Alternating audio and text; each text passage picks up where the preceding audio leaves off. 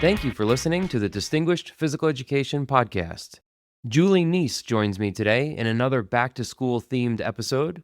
She is a national board-certified teacher entering her 20th year in education.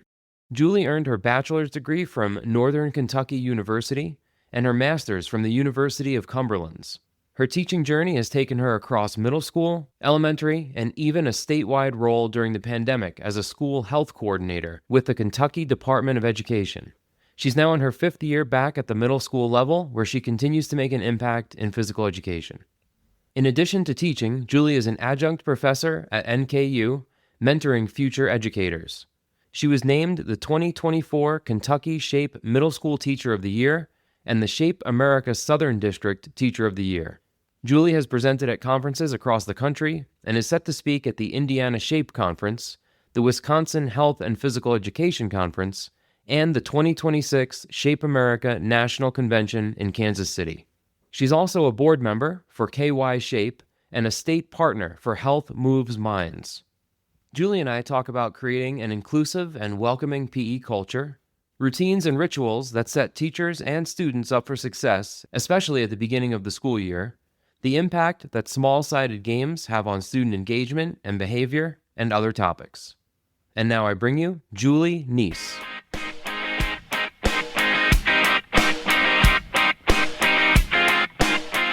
Juli, thanks for joining me today. Hi, Gary. It's fantastic to be here. Yeah, it's a pleasure to be talking with you. We're going to be discussing how to build a positive and inclusive PE culture today. Before we dive into specific strategies, I'd love to hear your big picture vision. So when you think about a truly inclusive and welcoming PE culture, what does that actually look like and feel like for students? I think it's every PE teacher's dream, right? If you walked into their environment and all the students were working together, they're putting differences aside for the good of the group, and everybody was just having fun and making those moments that they want to go home and tell their folks about or tell their friends about at lunch. I think that is the ultimate goal. And then with that fun, they can take it outside of the school building. But that's really what it's all about for me. Like just not caring who's on your team and playing and just appreciating the small stuff. So teaching students skills that are going to transfer into other contexts sounds like that's one thing that's important to you. Another could be just the way that students see your program and the reputation that it has based on what students are talking about and bragging about at other points of the day. Absolutely. And just having that where the students come in from the other classes and they're like, "Oh, I heard we're doing this today." And just knowing that they're having conversations and that they're looking forward to the class and it's all about being healthy and moving and learning skills, even if they don't realize that that's what they're doing and that's what we're trying to manipulate in there. We have a superpower as PE teachers and we can really provide them with a lot of fun and healthy habits. Yeah, I've always said that if students want to be in the gym, half the battle is already won because it's going to limit any off-task behaviors that students might exhibit. If they have a desire to be in your space and they feel safe and they feel welcome and they feel included, they're going to engage at higher levels. They're going to behave. They're going to cooperate with their classmates. Is that what you find as well? I agree with that completely. And if you can make a student feel like they fit in, they belong, they have something to offer, and you have that moment where you can make them feel proud and you see that authentic smile, it's game changing for your classroom and all levels of life, I think.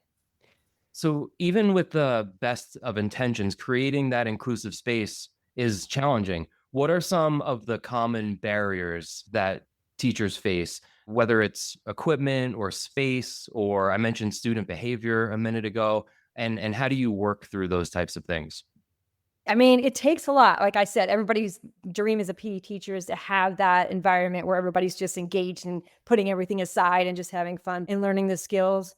But I think the biggest barrier is the teachers taking the time to make this environment an all-inclusive environment. So, and that can only be created if we have connections, and it has to be teacher-student connections. I think you have to have the student-student connections. Taking the time to connect with each other and build the relationships from the beginning is vital. And I also think, you have to make sure that everybody feels welcome and that everybody feels like they're good at PE. I was in a session in Illinois and Jordan Manley was given a session, and one of his questions was, who is good at PE. And I was like, man, I've been teaching, this is gonna be my 20th year. And I've never asked my students who they thought was good at PE. So I took it back to the classroom and I was like, all right, who's good at PE? And of course, the answers were, oh, well, she is. She's fast. We're the most athletic person. I was like, okay, you're not wrong. They could be good at PE, but I'm like, let's dive a little deeper into this. Are they a good leader? I mean, are they going to help you learn? I mean, are we going to be better together with this? And we finally evolved in the conversation and we got to the point where everybody could understand everybody's good at PE. So we all have something to offer. And I think if you get that the connection, and I think if you get them to understand that everybody fits in and they can see things differently and appreciate others, it's a power that you can just kind of roll with through the rest of your year. And the kids don't care whose team they are on. So I think that's really important. But before you can grow and be better, you have to connect. And I think it's hard sometimes for teachers to take that time because we want to get through everything, but you have to take the time to connect. You just really have to do it. And I don't know, I mean, I'm guilty of this, but it was like the beginning. Oh, let's get to know each other. And then it was like we stopped. So now I make sure that we get to know each other throughout the school year with different activities. And whether it's a skill we're on and we're in small-sided games, and you have to get to know your team. What's one thing you all have in common? What are some weaknesses? What are some strengths? And how are we going to be successful? So I think that is the biggest barrier, is just taking the time to connect and have the students connect with each other. Once you have that, your class will run so much smoother. I hear you saying that in order to create a PE culture that is safe and where students feel welcome, that you have to intentionally plan for that. So many teachers intentionally plan for the activities that they are going to teach students or what their standards are going to be for the day. But what I hear you saying is that not just at the beginning of the year, but you have to intentionally plan throughout the entire school year to incorporate elements of the culture that you want your class to look like. Absolutely. And it's taken me a while to figure it all out. And I think that's what's important about going to the different conferences and like really being around enthusiastic PE people, is learning those little tiny, I guess, like hidden keys to creating a quality PE program. But yeah, that's it. You just have to keep connecting and even go outside of the school building, right? I try to connect with my students if they're on the soccer team, or if they're in the play, or if they're at the strings concert. Like, they see you show up. They might not give you that, oh, okay, you're here kind of look, but they know you're there. And I think that it really does build. So if you're struggling with a class, I think that's really important to try to go outside of the classroom and see what they're good at, and like, then be proud. Let them know that you care and that you're really proud of them. Sometimes it's a single moment or like a small adjustment that creates change. Can you think of a time when something clicked, when you saw your class shift in a more inclusive direction, and what helped make that happen? Yes, actually. So I had this thing where you have to believe in the dream team.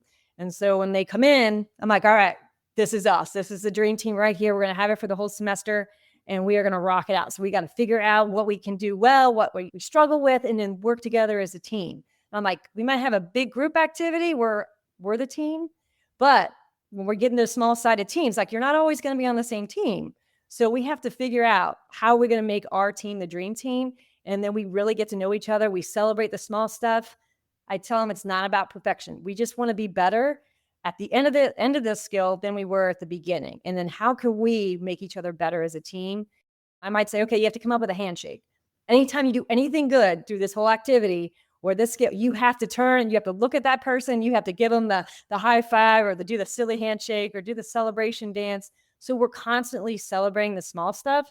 And I think that was a big changing point for me as a teacher, because they were excited to celebrate the small stuff. And it wasn't like, okay, it wasn't a big victory at the end, because not everybody's going to win and nobody cared. I tell them that sixth, seventh, eighth grade, if you're going to lose in PE class, that's a really okay time to lose, right? Like, it's not a big deal. So just understanding that there's so many successes, even if you don't have the victory at the end. But that was game changing for me, like really focusing on teamwork. No matter whose team you're on, it could be a dream team if you like focus on the right things. You mentioned small-sided games, so I think it might be worthwhile to discuss maybe some of the benefits of them and how they impact a PE culture. Why do you think that small-sided games are so effective, whether it's for student engagement or skill development or the impact that they have on a PE culture? Obviously, if you are involved in a small sided game, you're going to be participating more. You're going to be part of it. You're going to get more touches. And that's how you're going to learn and grow. I mean, you have to be able to explore with the skill. I mean, if you have 15 versus 15 and you have one ball going, I mean, it's actually horrible to watch. And you can see the students like hands in pockets, like looking around, like, and it's torture to me, honestly. But but yeah, the small sided games, they get to play, they get to be part of the good stuff. We celebrate the small stuff. So now they're celebrating each other and they're walking away from maybe a skill that they were like, oh, I'm terrible at this. So wow, that was fun. And I think that's really important. And when you have that atmosphere in your gym, it makes a difference. And they'll participate more if they feel like, you care about them and you know that they're part of it, they're going to take more risk for you. I feel like when I see large group games, which is not very common anymore, luckily, the students kind of classify into three different groups. You have the kids who obviously dominate the game. So there's a handful of those students. There's also a handful of students who want to be involved. They got their hands up, ready to have the ball thrown to them, but they don't get looked at as much as the Yeah. more athletic kids in the class. Then you have the other third of the class, which has essentially given up, right? And almost rightfully so, because they were put in a position where they just weren't going to be successful. Is that what you tend to see as well in the past when you've had large group games? Yeah, and I think it also takes away from if a kid isn't excited about it already, and now they're playing a game where they're not even involved in it, or they feel like nobody wants to throw them the ball, or nobody wants to, have them part of the team. It's no fun. They don't want to be part of it. They're not learning anything from it, and it's just not beneficial for anybody. Even the superstars out there that get like, who cares? You just scored on like you're the only. Mm. And I try to tell them that I was like, this is no fun if you're like, just crushing somebody or above it. And like, you got to teach. Like, if you're frustrated with somebody who doesn't know how to do the skill, you're in school. Help them learn and teach them. Give them that tip that you know that can make them better. And man, it's like a whole new world. And then you kind of again make sure you let them know that you're proud of them for taking the time to teach a student who normally wouldn't want to play this, but because of them taking the time and being kind and friendly and supportive, now this student might want to play.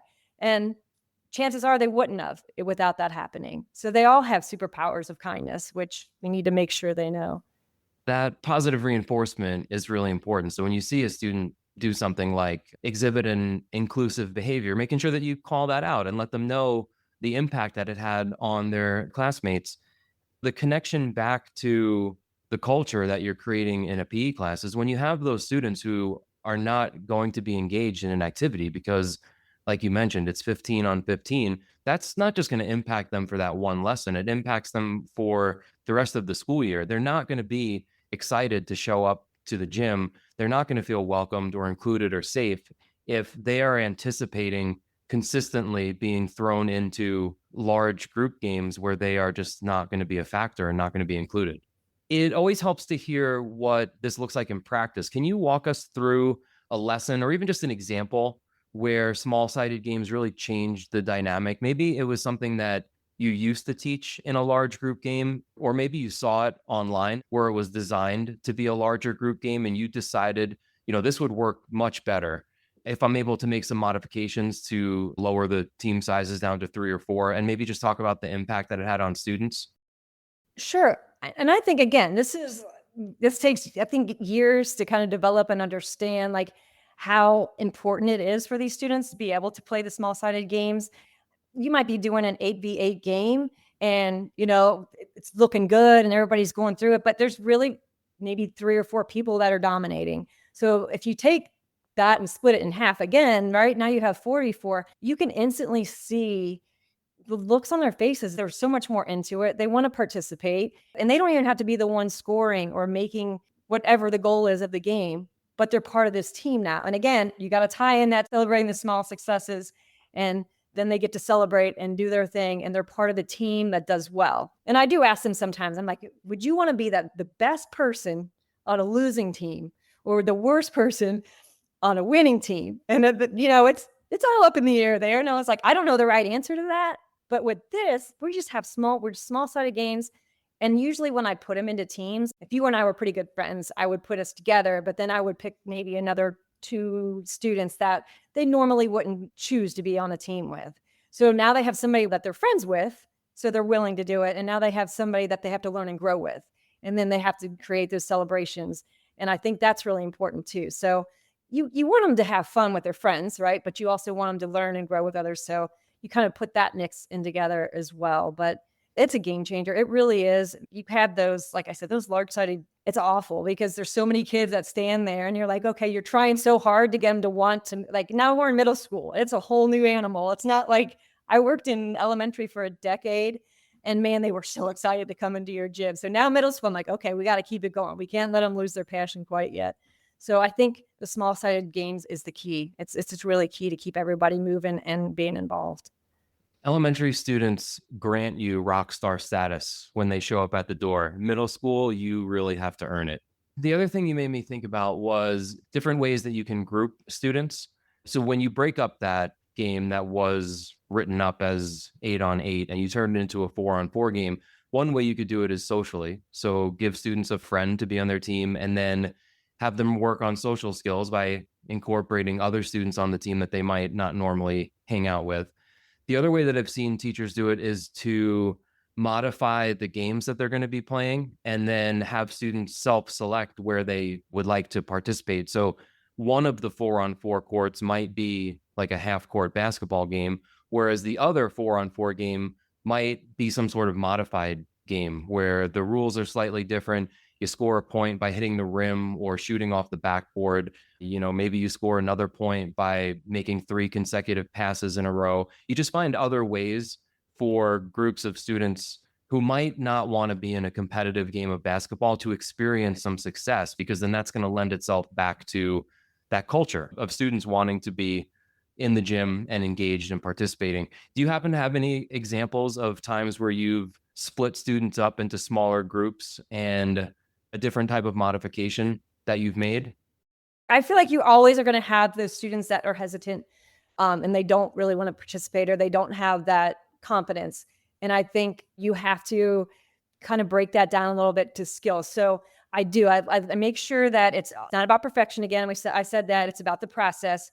We make sure that they know that everybody belongs. Everybody has something to offer. The small sided games, now they're a part of the good stuff of it. They get to explore with their friends. And then you give them that opportunity with the skill level, like you said. So let's say we were doing a volleyball unit, I might ask a question. All right, who's got this? Who's solid? Who wants to play a little bit competitive, but friendly, right? We'll do a little friendly competitive game, but you know what you're doing. Little guidance is necessary. And then I'll say, okay, and who is kind of learning, but you feel like you need a little bit more relaxed environment. We're going to play over here. We might have the oversized ball. It's a little bit easier to pass because, everybody wants to play volleyball, but the skills are hard. So I think that's important. So now we have the oversized ball on the other court. They're playing, they know the rotation, they're figuring it out how to work together as a team, and there's no stress involved, and they're having fun with it. So chances are maybe they're going to be, I don't know, at the beach on vacation for spring break. And now they're gonna be like, hey, let's play a little volleyball game. And they can play and they can enjoy it. Whereas if they were on that side with the competitive and I only made it competitive and you had to use a real volleyball, that would not be fun and they would not want to play it. So I think you're absolutely right with that. You have to give them that opportunity to explore at their level. And then once they get better at it, they could always switch it up. But that is truly important to do. Volleyball is the example that I use most often too, because it was the first eye-opening moment that I had in my teaching career. Well, maybe not the first. I'm sure there were plenty in that first month or two at least. But I remember a volleyball unit and just seeing kids hit the ball into the net or serve the ball behind them over the fence or see them serve it over the net and land directly on the floor. And just like you said with the 15 on 15 example, it was painful to watch. And as a young kid, I don't know, I was 22 or something like that. I was very much so in the mindset that it was my job to teach students the rules of a game. Like this is the official way that you play it. And I don't really know why I had that mindset coming out of college. I don't know if I just wasn't paying attention on differentiation day in whatever course that was, or if they didn't teach it to me. And I realized that if I wanted my students to be successful, I needed to make modifications to this game. So I bought a couple beach balls. I remember having one court set up with beach ball, and the other kids who wanted to continue trying with the volleyball, they got to do that. I had some students serve from basically wherever they want. I think it's important to tell students that, yeah, in a regular game of volleyball, they serve from this red line over here, but I just want you to experience success. So feel free to move up wherever you want. In a regular game of volleyball, you can only pass the ball 3 times. But what happens if we try to get it over within 5 times?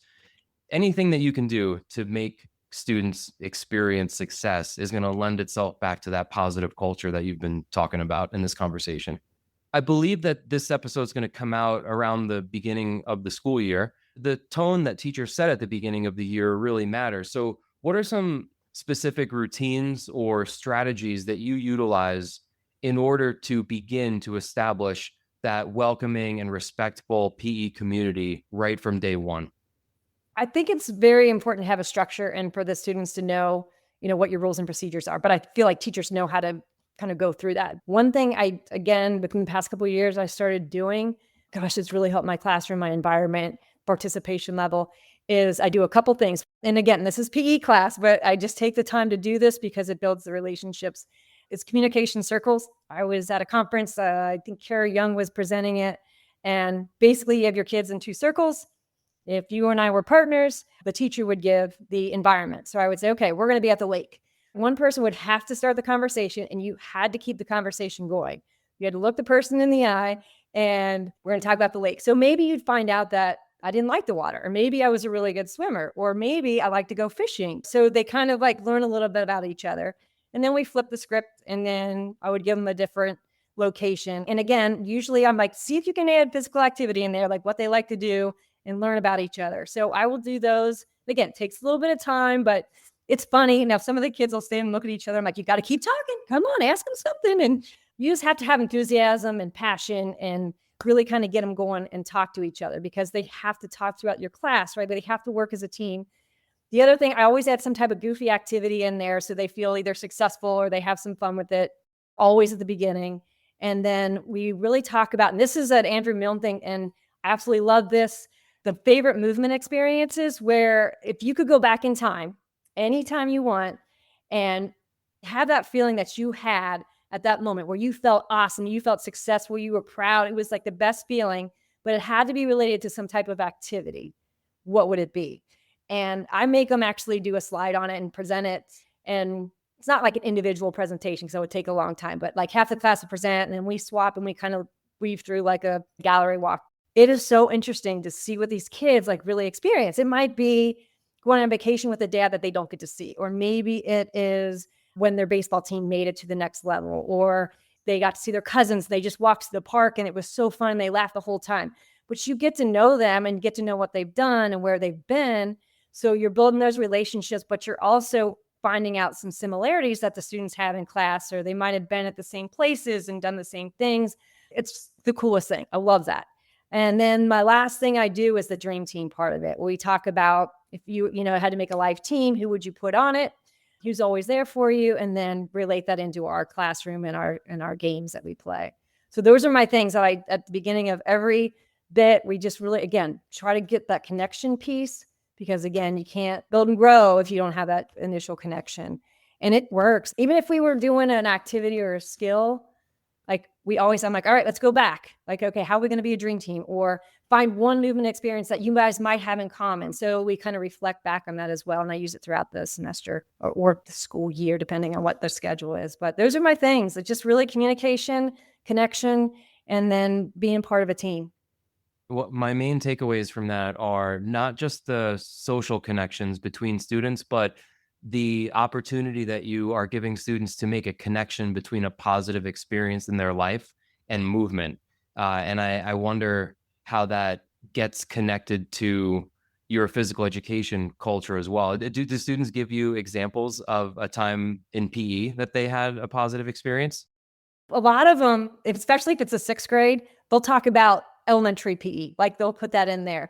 That's pretty cool to just to hear. I mean, I was thinking about this. I was talking with my friend and she's like, you should somehow put those out and have parents come through and see if they could pick out which, experiences their kids. And I was like, well, yeah, I don't know how it kind of in elementary it'd be easy, right? But I was like, I don't know, I have to figure out something. I was like, well, maybe I'll make the parents do part of it where they have to go home and interview their parents and see what their favorite movement experience was and see how that would work out.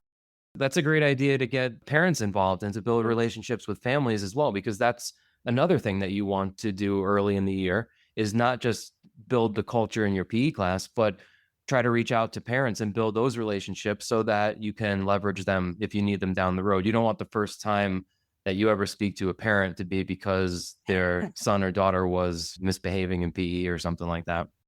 Even with strong systems, like you just mentioned, there are always going to be students who show a little bit of resistance. How do you handle moments when students push back or fail to show respect for this inclusive environment that you are working so hard to build? I think you just have to stay positive because you're going to have that student who's like, this is not a fun game. Why are we playing this? This is not good. But you have to stay positive. You have to have your enthusiasm. Are you sure this could be the best activity you've ever done? Are you sure? Yeah. I have to tell you a funny story. I had a student, we were playing modified games of like football. And I look over and I was like, oh, she's not having this today. So I walk over and I'm like, hey, I'm sorry. Did I not explain it right? Like, what can I do here to help you out? She kind of looked at me. She's like, nope, I get it. I understand the game. I just think it's one of the dumbest things people would want to play. And I'm like, okay. It's like, I get that maybe this isn't your jam, but you know what? You were part of this team and they love you on this team. You could grab this flag and you could stop the other team. You could be on the offensive part and you could hand the ball off. You could call the play. You're part of their team. She kind of looked at me and I'm like, all right, I'll walk away for a second. You just kind of so she kind of slowly started doing the offense, saw her a little bit on the defense. Fast forward, just because this is a funny story. And you just never know when you can make an impact with kids. Next semester, she's out of my class. She comes in, she's like, Miss Neace, can you do me a favor? Can you put me in your class? I was like, I'm like, okay, we got to talk about this huge elephant in this room right now. It's like, now I'm just guessing I wasn't your favorite class. Like, I'm just going to throw that out there. She's like, but you loved me. You were so happy I was in your class. And you Oh, just, every time you were like, you can do this. You encouraged me.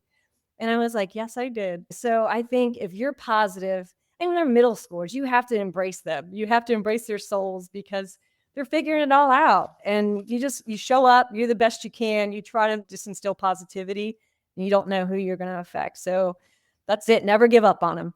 I know a lot of teachers who listen are going to resonate with that. And they're probably thinking about a challenging student that they have and maybe how they can be consistently positive and get that student to make the turn like you did. The other thing that I took away from what you said is kind of like the customer service approach that you took. Like you had said, what can I do? You asked the student a question, what can I do for you? And I think it's really important within some boundaries, of course. So what I've seen teachers do is ask students what they might need in order to either engage in the activity or to be successful in the activity, and then restate the objective because we don't want it to be any option that they can think of. We want it to be within the learning for the day. So if you remind the student, don't forget, today we're working on offensive strategies. What can I do for you in order to get you involved in either this activity or a slightly different activity to get you to focus on the offensive strategies that we talked about in the gym before we came outside or something like that. So you're restating the purpose of the lesson, but then telling the student, like, basically, you tell me anything that you need. And if it's within my power, I'm going to do that because you being engaged and feeling welcome here and valued is the most important thing for me. That actually kind of goes in line with student choice, which is something that we hear a lot about in education. How do you incorporate either student choice or student voice into your PE class in ways that help students feel more invested and seen? I think the biggest key is when you bring in a new skill, you have to let them explore with it. You can't just expect them to be able to jump right into any type of game with it until they do that. And I brought this up like with their friends and they can kind of explore different ways, but give them different ways to explore, whether it's with the modified equipment or the modified court size or what have you, just to kind of suit their needs. We need to make sure we give them all different types because again, you don't have to be perfect at it. That's not the goal. The goal is for you to understand the skill, learn the skill, and be able to teach others, right? Be an advocate outside of the building. And we want to make sure they're having fun with it because if they are, then it's going to happen. It's just going to happen. So I think definitely the explore part of it, making sure, again, we're going to go back to the small-sided games, but you have to make sure that it's small-sided so they're part of the activity when they're actually playing it. And the skill development levels, we talked about that with the volleyball, like making sure like it's not all competitive. You have to break it down because not everybody's the same in your class and they all need to learn at their own level. And I think that's really important. And I do an evaluation at the end of my classes and they get to evaluate me. And I'm like, okay, you got to tell me what maybe I do good and what I maybe am not so great at. You can't just tell me I'm terrible though. You have to give me some specifics. I'll work on it. So one of the biggest response I have for positivity is they loved creating games with the different skills. I would have never said that. So I'm like, really? And they're like, yeah, we love at the end of the skill, I will give them the opportunity. I'm like, okay, it's a racket sport. So you have to use this racket. I want you to add in cup stacking and playing cards. You just come up with a game. It has to have an object. You have to give me some rules. You have to tell me how to win. And we don't take a long time with it. It's got to be a quick game. And if they might say, you know what, I don't think I can use cup stacking with, but can I use this? I'm like, oh my, that's a fabulous idea. Or they're like, oh, we play this with my family. Can I create this game? Absolutely. So you give them that choice and kind of guide them as well. But if they want to change it up, it's absolutely fine. And I've used these games in my other classes. I'm like, this is amazing. Why didn't I think about this? They are so creative and they are so fun and they love it and they created it. So they have ownership in it. So I think that is another huge thing. If I could go back in time, I would have done that a little bit earlier, is have them create, not that I hadn't done that in the past, but I wasn't specific about it. Okay, how can we make this game fun for folks that are just learning this skill? So it's really fun and they're proud and other kids play it and then they can kind of evaluate and tell what they like about it and what they possibly could change. And it ends up being a really fun time. That level of student voice is going to have a huge impact on the culture that you're creating in your gym. If students know that when they come to your class, they're going to have the opportunity to have some input in what activities look like. Might not be in every single lesson. It might just be at the end of a unit or the end of every other unit. But I think that that has a huge impact on students wanting to be in your class and wanting to engage. You also mentioned exploratory time in middle school, which I think is really cool. I hear about it a lot at the elementary level. So if students are going to be underhand tossing with beanbags for the day, maybe they get the first 3 minutes of class to just explore what it feels like to have a beanbag in their hands and move around safely in general space and keep control of the beanbag or toss it against the wall. But I don't hear about exploratory time as much in middle school. So I really love the fact that you brought that up because I don't see any reason why it wouldn't be just as valuable for middle school students. I agree with you on that one. And you have to kind of like step back because a lot of kids want to play the games right away. I'll be like, okay, these are the 3 cues I want you to work on. And they're like, oh my gosh, can we get started? But when I give them that chance to explore, it just makes such a big difference. It really does. And they're still little, like, I know they're in middle school, but we still want them to have a happy journey through it. So yeah, I definitely agree. The exploring part of it's really key. Well, I think there's a really important connection between what you just said about here are the 3 cues to this skill and exploratory time, because you can do it in elementary school as well, but especially at the secondary level, rather than explicitly teaching students what a skill looks like, that instruction can be tied to the exploratory time. So if we tell students that being able to throw a football is going to be an important part of the activity that we engage in, for the first 5 minutes, I want you and a partner to explore throwing a football and think about how you would teach throwing a football to someone else. Because when we come back, you're going to be the ones that tell me what the cues are. So maybe some things you might want to think about are which foot you're going to step with, what you're going to do with your non-dominant hand, and then with your dominant hand, where your eyes should be, where your body should be facing. These are just things that I want you to explore with. And then students get to go out there and do those things as opposed to just being told. So today we're going to be throwing a football and I want you to step with your opposite foot, etc. So I really like the connection that you made between those two pieces. For a teacher who's listening to this and thinking, I want to get better at creating the type of culture that you're talking about, Julie, where would you suggest that they begin? What is a manageable first step toward a more inclusive PE program? It's a lot when you first start, right? It's a lot. There's a lot of this is the best thing ever, and then it's horrible and it just all crumbles, and you're like, oh my gosh, should I really be a PE teacher? I would just say never give up. I think it's so important that you just, you give them what you got, but you got to give the best version of it. You have to prioritize relationships. You have to do that. Once you get that and they feel like they belong and that they are good at PE, they're not going to be as vulnerable. They're going to do more and they're going to want to participate. And I also think that, you need to find their strengths and weaknesses. I think that's really important. I was watching a documentary and it was on a chef, and he said this and it really stood out to me. I'm very successful, but what people try to do is manipulate the ingredients. He's like, why not just use the best ingredients? And that's what makes the dishes so magnificent. And I was thinking, that was pretty profound. So I think they should come out. Don't try to manipulate things to make it an okay program. Just go out there, put the best ingredients you have at the time, because we grow each year and we try to be better each year. So give what you got each year, add a little bit more, but always have enthusiasm and always support the students, never give up on them. And I really do think you can create those like moments in your gym that they will write. If they do have a teacher that says, tell me about your most memorable movement experience, it's going to be your class because you provided that, because you were proud of them and you encouraged them and you taught them the skills. I think we have a superpower, and I think we are the ones that can make them the best advocates for health and PE, because we're teaching them that and they're enjoying it. And hopefully our ultimate goal is to give them those lifelong healthy habits that they can just be successful with. And then that's the foundation for everything else they do in life. That's what I would say. And Julie, I think that's such a powerful way to close out our conversation. And one of the main things that I'm going to take away from speaking with you today was communicating to students what it means to be good at PE, and that it means more than just being an athlete, because you've brought that up a couple of times today. And I think that if there's just one thing that I could take away from our great conversation today, it would be that it's being very explicit and consistent with how often you tell students that they belong here and that they're good at the things that you're going to be teaching them and that they're going to be engaging in. And that those things aren't just being able to throw a ball really hard or really far or be the best flag football player in class, that they include things like being able to communicate with each other and to cooperate and to show that if they win or lose a game, they can act appropriately. There's all different types of other skills that make someone good at PE. And I just really love that connection that you make between letting all students know that. I think that's so powerful. The only other things I wanted to mention too was that I didn't say congratulations on being a Kentucky Shape 2024 Teacher of the Year. So congratulations on that.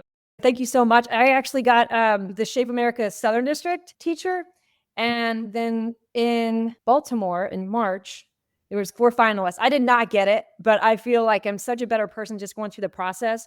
And the people that I get to like collab with at that level, they're phenomenal. And that's another thing I would recommend for any PE teacher coming in, is just learn as much as you can. Go out of your comfort zone, because the people that you meet are amazing. I mean, it's so nice to meet you, Gary. I mean, you're amazing. And when your knowledge and your passion obviously pours through, to be able to collab with these teachers, it's phenomenal. So yeah, I'm just going to enjoy the ride and do what I can and keep going out of my comfort zone a little bit. And hopefully each year I get better from my students. Thank you for the kind words. And thank you so much for making time to share your expertise with everybody today. I appreciate it. Thanks so much. It's been an absolute pleasure, Gary.